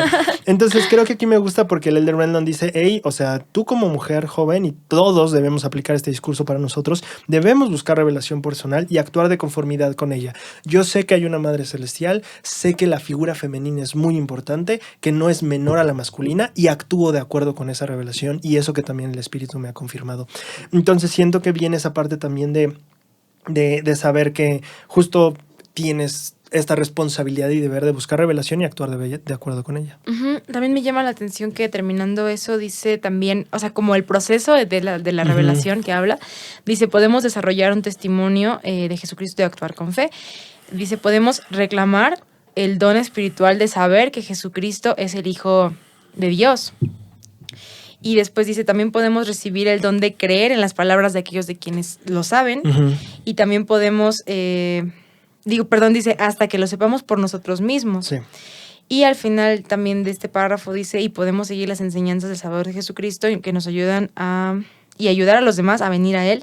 De esta manera nos unimos en su obra, porque también habla acerca de ministrar a las demás personas, ¿no? Entonces, pues sí, creo que tiene que ver tanto con el adquirir como también el hecho de qué haces con eso que adquieres, ¿no? Porque si nada más como que nos llenamos de conocimiento, pues como que no es muy productivo de nuestra parte, ¿no? Como aquí decía, es improductivo. Sí, esa es la palabra que utilizo. Es arrogante, incluso improductivo, cuando solamente deseas saber por saber, cuando en realidad no tienes intención de hacer algo al respecto con ese conocimiento. Y la revelación no se da, de hecho.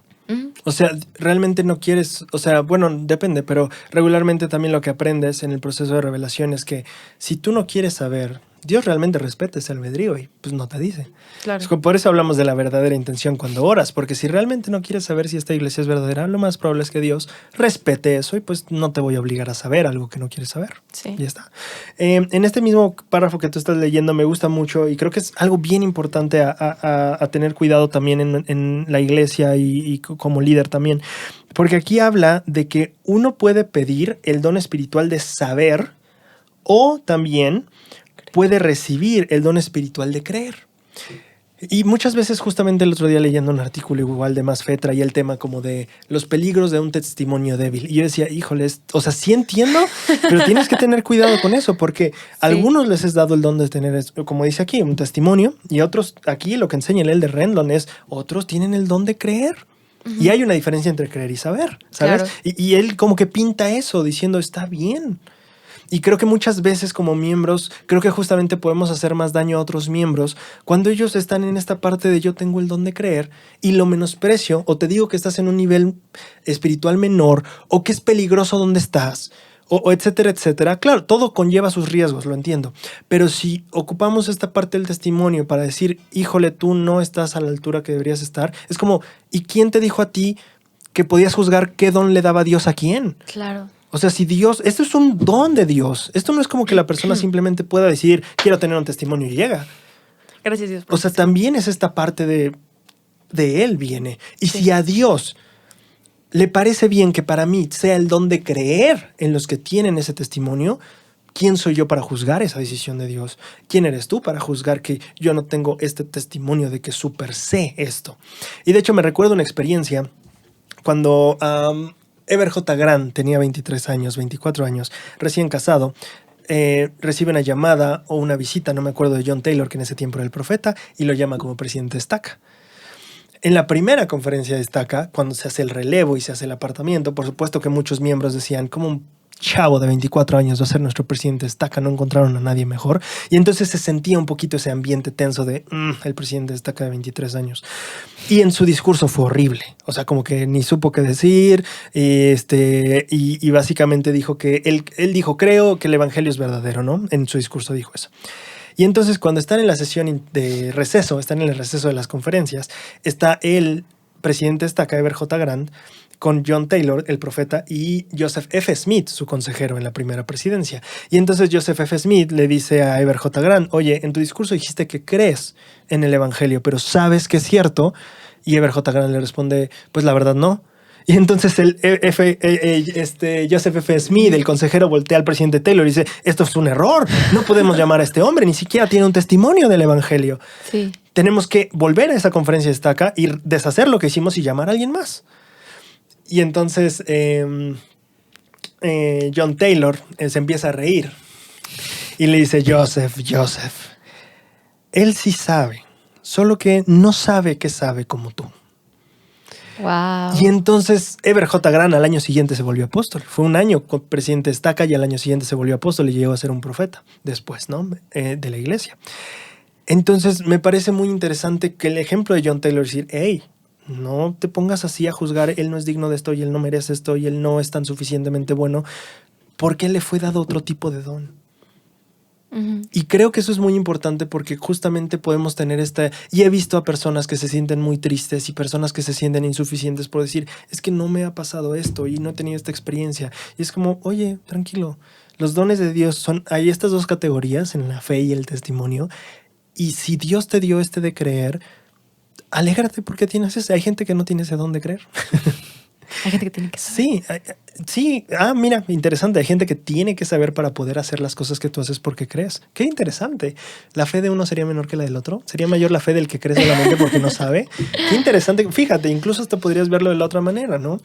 Pero sí, siento que eso es muy interesante de darnos cuenta que no debemos como miembros de la iglesia como hacer sentir a los jóvenes. Yo siento que muchas veces pasa de los líderes de los jóvenes que les dicen como si no tienes un testimonio, si no tienes un testimonio, si no tienes un testimonio, no, realmente no estás preparado para A, B, C o D. Y concuerdo con algunas de esas razones, pero con otras digo, oye, hay estos dos tipos de dones.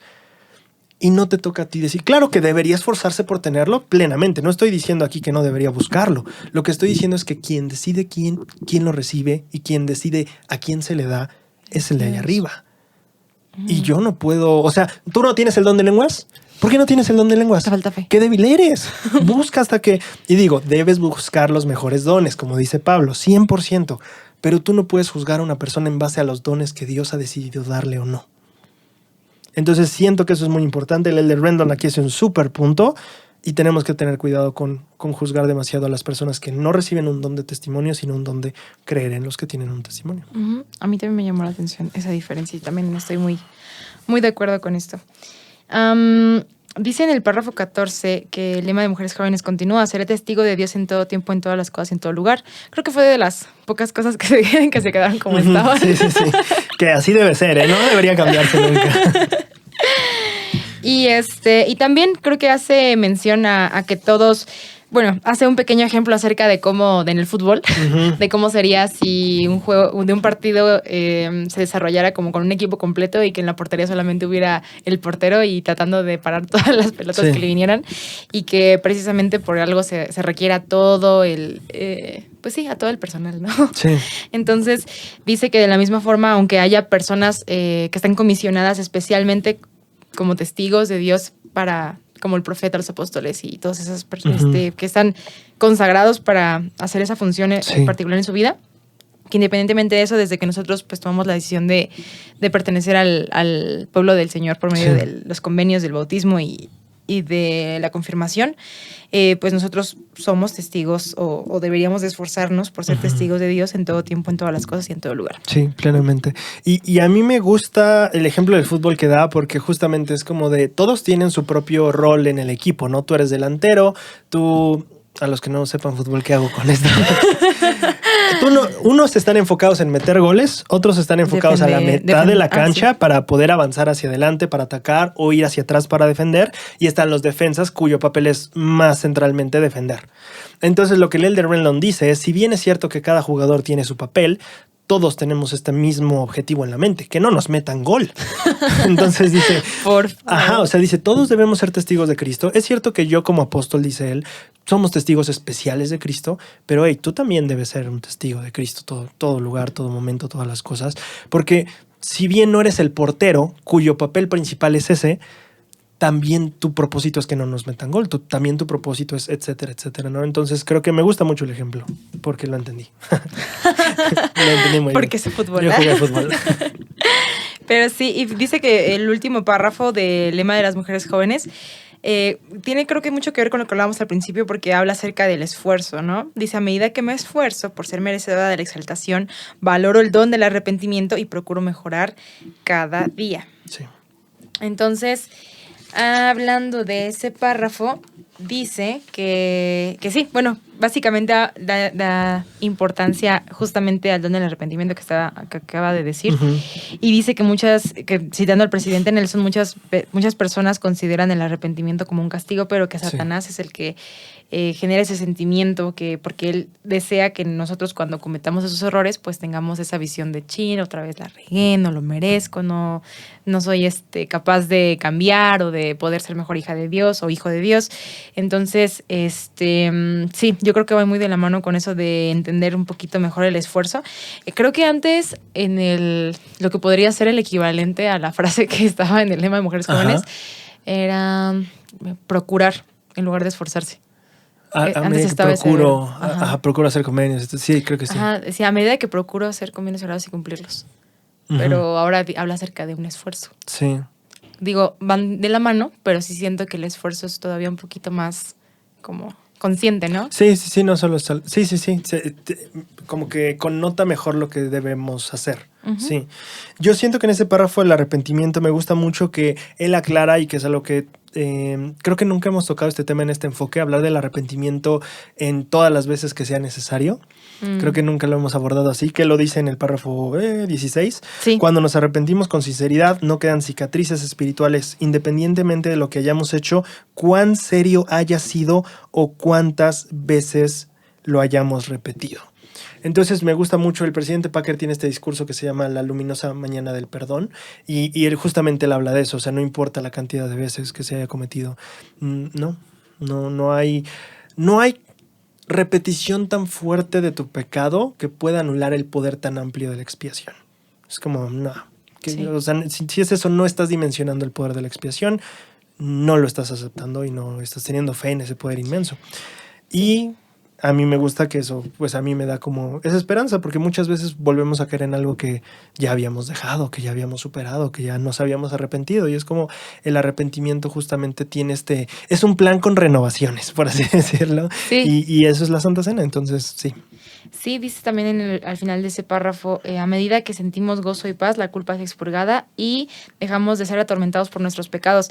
Creo que ahí es cuando, o sea, me gusta porque...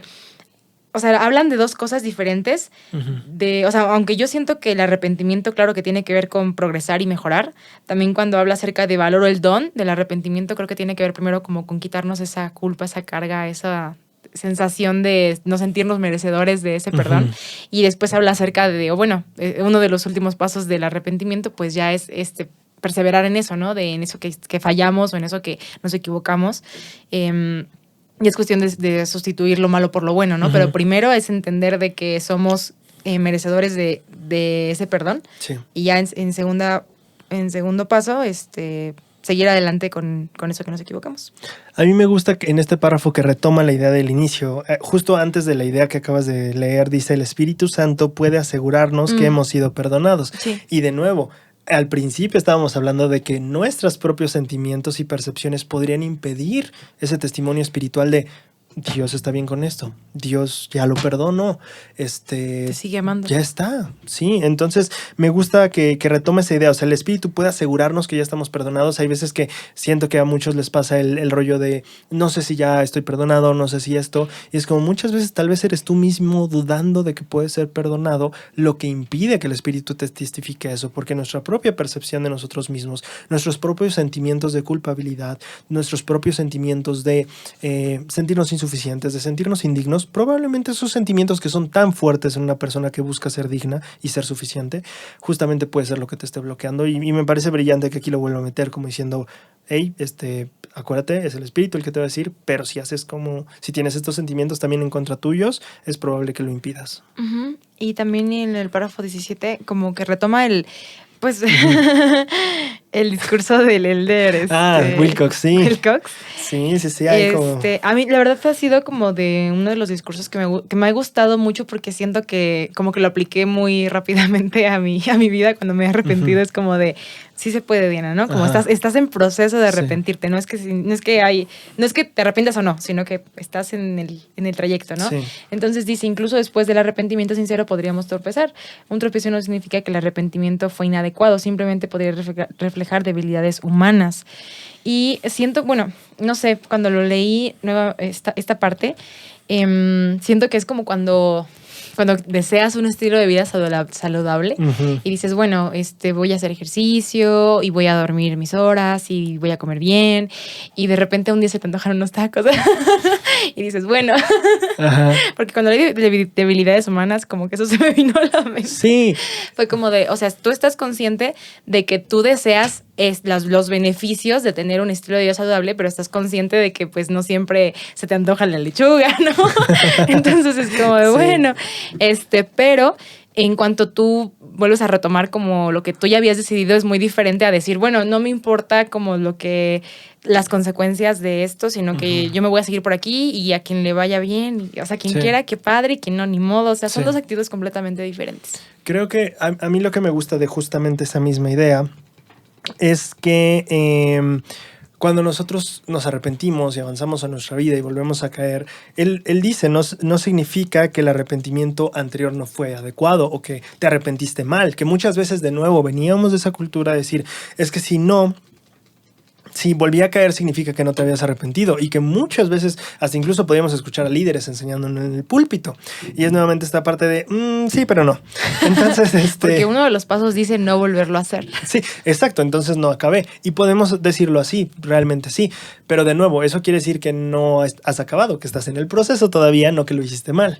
Entonces, lo que me gusta de él es que dice, oye, el proceso pudo ser apropiado o adecuado. Lo que pasa cuando te vuelves a equivocar es que simplemente sigues siendo humano. O sea, tal vez. No sé si me explico bien. Te vuelves a equivocar porque no eres un dios después de arrepentirte una vez. No eres un robot que se autoprogramó y ya no va a volver a cometer el mismo error. Exacto. O sea, debemos de aprender a ver estos errores como evidencia de que seguimos siendo humanos y de que seguimos siendo imperfectos. Y ya está, no es nada más que eso. No debemos asumir que eso significa que lo que hice atrás de rectitud no vale, o lo que hice antes de arrepentirme no vale. Exacto, es como no tiras todo a la basura porque una uva en la cosecha te salió mal. Esa es la mentalidad que yo adopto, es como pues desecha esa uva y adelante con todo lo demás, ¿no? O sea, no, siento que esa es como lo hacemos. Si sentimos eso, es como desechar toda la cosecha si una uva salió mal, ¿no? Y creo que... yo tengo algo del 18, pero no sé cómo vas tú. Sí, igual el del 18. Adelante tú entonces. Lo que me gustó también del párrafo 18, ya está concluyendo el lema, Y lo voy a citar, dice: con fe fortaleceré mi hogar y mi familia, haré y guardaré convenios sagrados y recibiré las ordenanzas y las bendiciones del Santo Templo. Me gustó que, bueno, aunque me da un poquito de nostalgia pensar en cómo antes estaba los valores de las mujeres jóvenes, que son fe, naturaleza divina, valor individual, conocimiento y así, ¿no? Toda la cuestión. Recordé uno de los discursos de una conferencia general de Elder Hales que hablaba acerca de discípulos, de ser discípulos de Jesucristo. Sí. Y me gusta porque siento que así como también tomándolo un poquito de la mano con el discurso del Elder Upshur, que hablaba como de estar en la bicicleta mientras estabas como haciendo otras cosas, siento que ya no era como de, bueno, fortalezco. Esta semana me voy a concentrar en fortalecer mi fe. Y luego el siguiente mes me voy a fortalecer mi naturaleza divina. O sea, como muy separados, ¿no? Y entonces ahora siento, por ejemplo, aquí cuando dijo con fe y haré todas estas cosas, siento que es como que todos los atributos o todas a los valores de mujeres jóvenes o de todos en general, porque pues aunque estemos hablando del lema, pues sabemos que es para todos este discurso. Siento que sí es muy, no sé, me gusta cómo lo entrelaza, como de puedes fortalecer tu fe mientras estás haciendo todas las demás cosas, ¿no? Sí. De fortalecer tu familia, hacer convenios sagrados y recibir las ordenanzas del templo. Y también siento que, comparándolo también con la versión pasada, no sé, creo que era algo que las mujeres jóvenes decían, pues cuando me llegue a casar, o sea, como muy lejano, ¿no? Muy, cuando esté, eso sería socorro, muy grande. Y aquí siento que es cuando cambian el verbo de haré, guardaré, recibiré, fortaleceré, siento que es un futuro inmediato, ¿sabes? Como muy pegado. Sí, más Entonces, consciente. siento que como que da un poquito más de responsabilidad pensarlo así. Sí. Y creo que eso fue lo que me llama la atención de esa parte del lema de Mujeres Jóvenes. Súper. A mí lo que me gustó de ese párrafo es que dice fortalecer el hogar. O sea, él explica, él dice, ok, el lema dice que fortaleceremos el hogar y él pasa a explicar, fortalecer el hogar y la familia puede significar forjar el primer eslabón de la cadena de fidelidad. Y aquí supongo que está haciendo, bueno, el Elder Bednar habla mucho de esta cadena de generaciones fieles en la iglesia, ¿no? Sí. Entonces él está hablando aquí de fortalecer a tu familia puede significar que tú seas el primer eslabón, que tú continúes el eslabón o la cadena, o que tú restaures la cadena. Y entonces creo que para mí eso me llamó mucho la atención pensar en cómo restaurar la cadena, porque siento que muchos podemos irnos por la interpretación de se restaura la cadena cuando yo vuelvo a traer a mi familia a la iglesia. Y es como, no creo que necesariamente. Creo que se empieza a restaurar cuando tú regresas, cuando tú te casas, cuando tú tienes hijos y se restaura por ese lado. Siento que, por lo menos en mi caso también, justamente podemos sentirnos frustrados porque, oye, no logré que mi familiar se bautizara o mi familiar se activara. O sea, no he restaurado la cadena y es como, espérate, es que esta cadena se va diversificando en ramas. Claro. Y la responsabilidad es con tu rama. Ahí es donde es tú, porque tú eres la que empieza, tú eres ese eslabón. Entonces, como que restaurar el legado familiar, ¿no? En cuanto a la iglesia, no significa que tú regreses a tu familia a la iglesia, significa que tú empiezas otra vez con este nuevo linaje familiar. Claro. Y eso me gustó mucho de pensarlo. Podemos pensar en tal vez Alma y Abinadí, ¿no? O sea, no convirtieron a todos, pero su familia fue la que se volvió la nueva protagonista del libro de Mormón, bueno, la de Alma. No eran familiares con Abinadí, pero... Y ya dije Abinadí, no dije Rey Benjamín, sí. Para que vean. Sí puse atención. Entonces, la familia de Alma fue. Y en ese punto, creo que también es importante pensar que tú tienes efecto sobre el eslabón que eres. Si bien es cierto que tú puedes empezar a restaurar la cadena, puede que esa cadena se vuelva a romper después. Puede ser que tus hijos tomen diferentes decisiones. Puede ser que tus nietos lo hagan. Y hay que tener conciencia de que mi papel es mi eslabón. Si me toca iniciar la cadena, si me toca ser parte de la cadena en medio, o si me toca restaurar, entender que yo soy ese eslabón y que esa es mi responsabilidad. Si la cadena después se rompe, inmediatamente después de mí se rompe, tú enfócate también en esta parte de entender que es tu eslabón el que es tu responsabilidad y que lo demás depende también de la decisión de los demás. Creo que eso es muy importante verlo así. O sea, cuando yo me activo, tal vez mis hijos no quieran venir, tal vez mi esposo o mi esposa no quiera venir, tal vez, etcétera. Pero si yo lo estoy haciendo, yo estoy restaurando esto. Yo estoy haciendo esta cadena. Puede ser que tal vez 2 generaciones más adelante mi bisnieto lea mi diario y de repente diga, oye, mamá, ¿qué es esto de la iglesia? Tu abuelita iba a una iglesia. Hey, ¿puedes llevarme un día? Sí, está bien. Y ya está, ¿sabes? O sea, nunca sabes que el efecto que tendrá, pero si tú te centras en saber que tú eres responsable por tu eslabón, creo que eso debe de ser suficiente. O debería ser el enfoque que tengas, que eso es suficiente. Ok. Perfecto. Ya llegamos a... No, ya me dio hambre. No, sí, ya llegamos a una parte que me gustó. Ok. Pero dale. ¿A partir del párrafo 19 o del 20? Nada, 19. Nada más tengo un comentario más, ¿eh? Yo ya acabé ya. Ok, sí, yo también. También.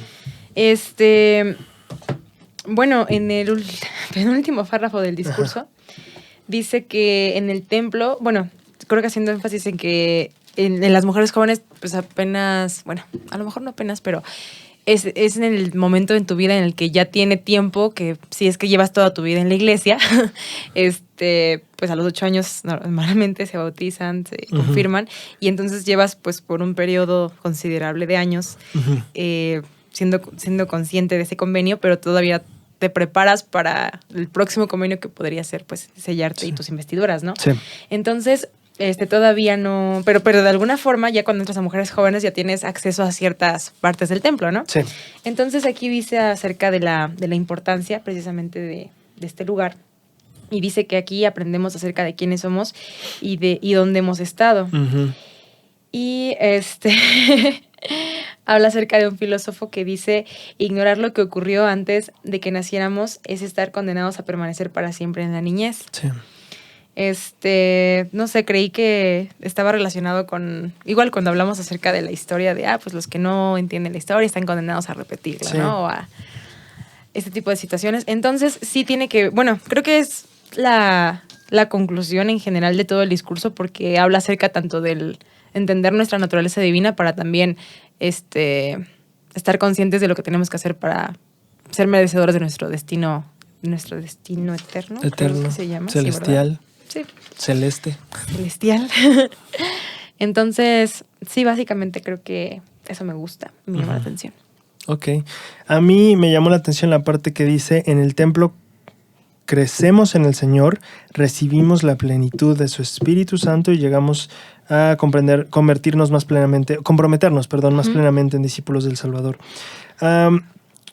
A mí me gustó muchísimo la parte que dice: recibimos la plenitud del Espíritu Santo. El pie de página que tiene es Doctrina y Convenio 109.15 y aquí dice...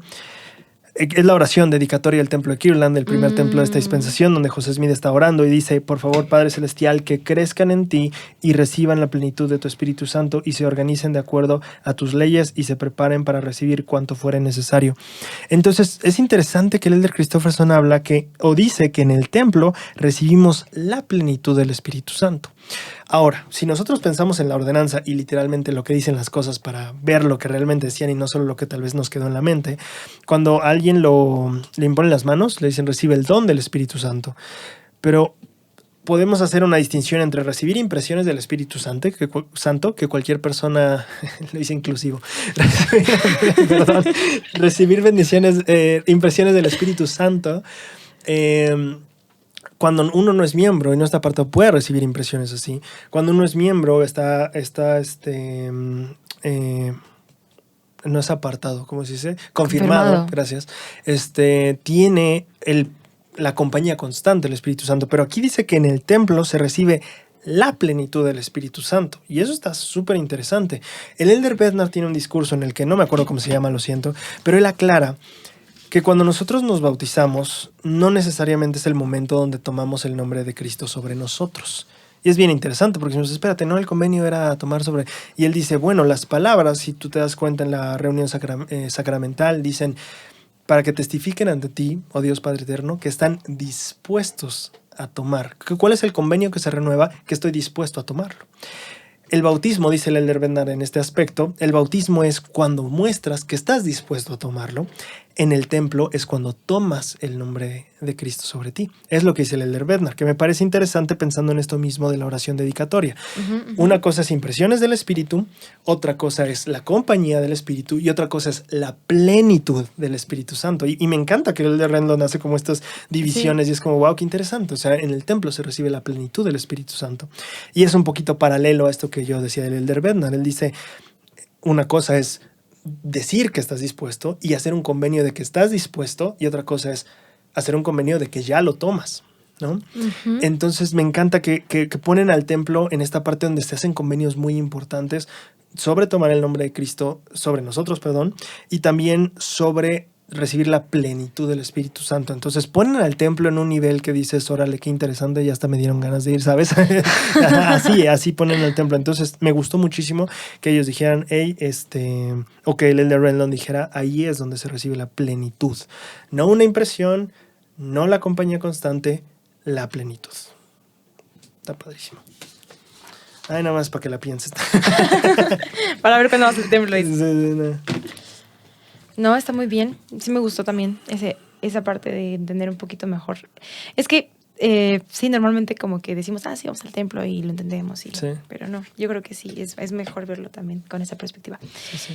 Ya en el último párrafo nada más habla acerca de la invitación que nos hace el Elder a centrar nuestra vida en Jesucristo y recordar estas verdades fundamentales que me gustaría como enumerarlas para como que no se pierda esa cuestión.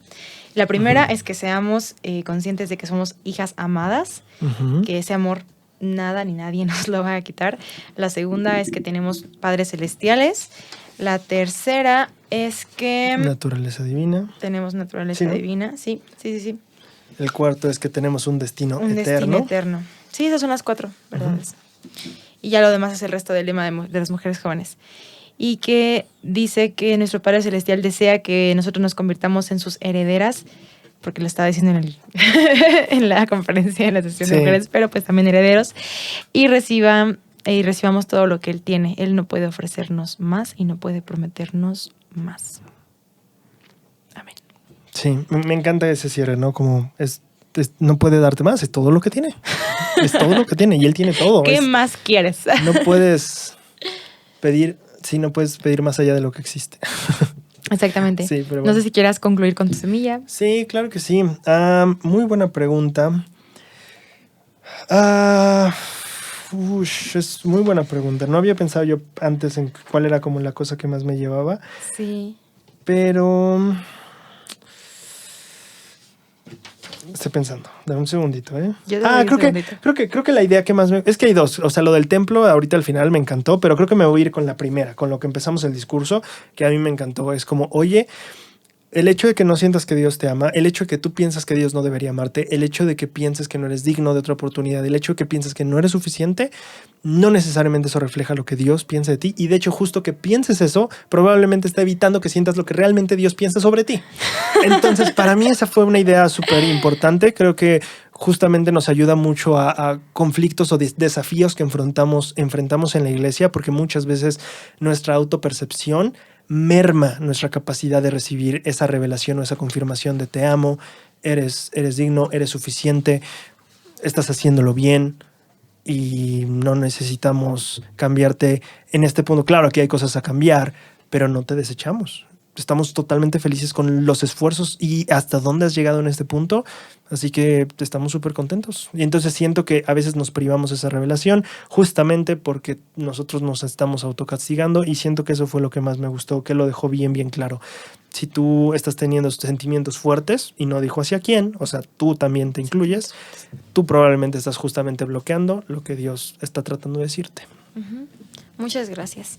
A mí creo que lo que me lleva mucho de este discurso va muy de la mano con la revelación que estábamos diciendo, tanto en el tema de la madre espiritual como ya después cuando precisamente en el lema de Mujeres Jóvenes dice que se esfuerzan por llegar a ser semejantes a Cristo y que buscan revelación personal y actúe de conformidad con ella, ¿no? Entonces creo que sí es un poquito esa reflexión de decir, bueno, a lo mejor en qué cosas yo había dado por hecho como de, pues sí, a lo mejor estoy en proceso, ¿no? De saberlo o de entenderlo, pero que a lo mejor también es muy bueno que, bueno, no a lo mejor, creo que es parte incluso de ser discípulos de Jesucristo, ¿no? Porque dice aquí, busco la revelación personal, no es como de, pues podría ser bueno que la busques, es como algo deberías de ser como un hábito de tu vida, ¿no? Eso de buscar revelación personal tanto por decisiones como por también, luego algunas veces el conocimiento creo que eso de la parte de no es como para tu salvación.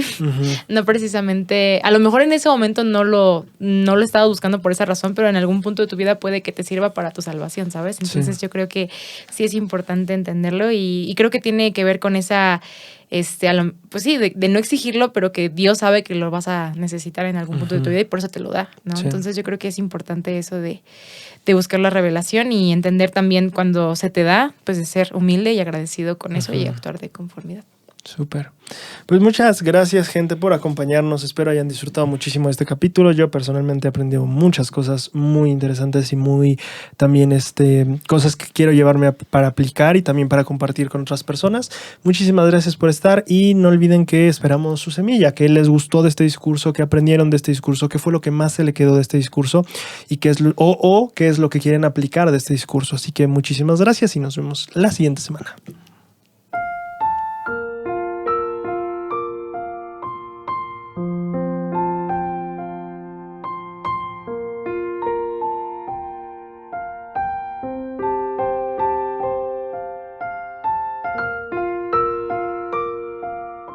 Y está bien que yo lo intenté y pues hasta aquí llego, ¿no?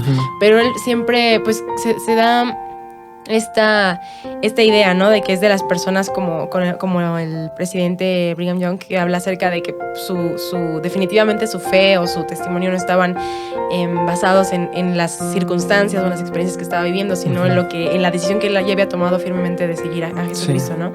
Entonces